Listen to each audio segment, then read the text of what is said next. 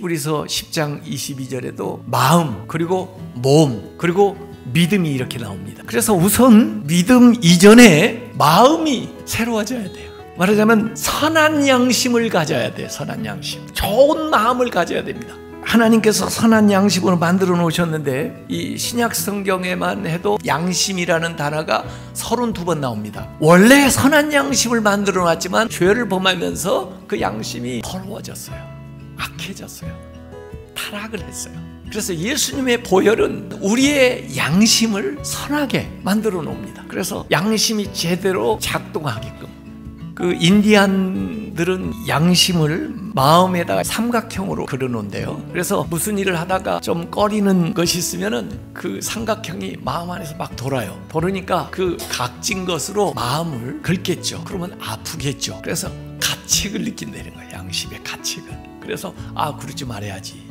그러면 이게 딱 중지하는 겁니다. 그게 양심의 역할을 해요.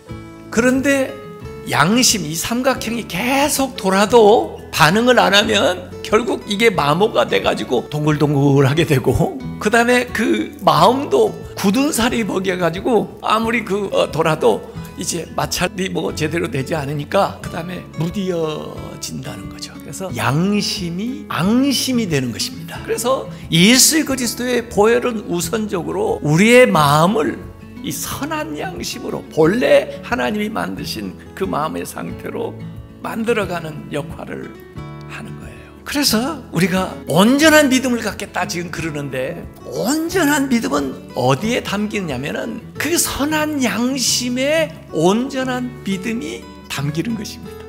그래야 제대로 된 믿음이에요.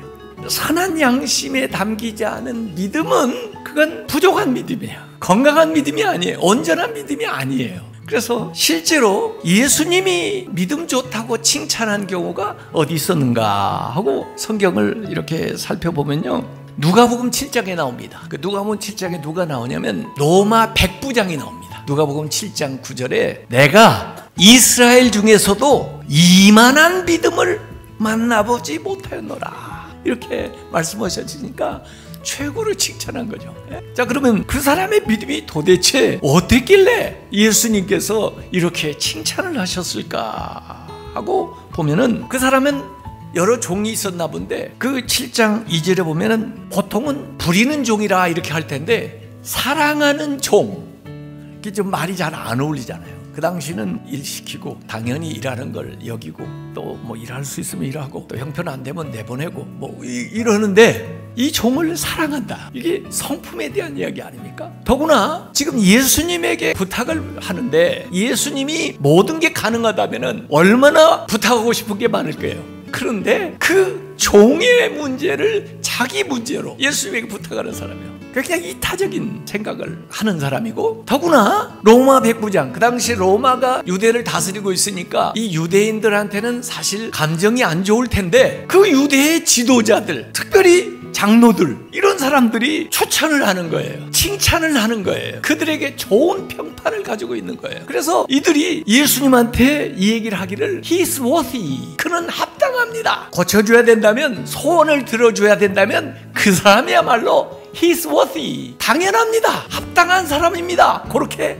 얘기를 해요. 그런데 본인은 I'm not worthy, 나는 합당하지 못해요. 나는 자격이 없어요. 나는 그러지 못해요. 이렇게 겸손까지 한 사람이에요, 이 사람이요. 그러니까 예수님이 믿음이라고 칭찬한 이 사람을 보면은 성품이에요. 어떻게 보면 착한 사람이에요. 바나바도 소개할 때 사도행전을 보면 그는 착한 사람이다 이렇게 먼저 소개해요.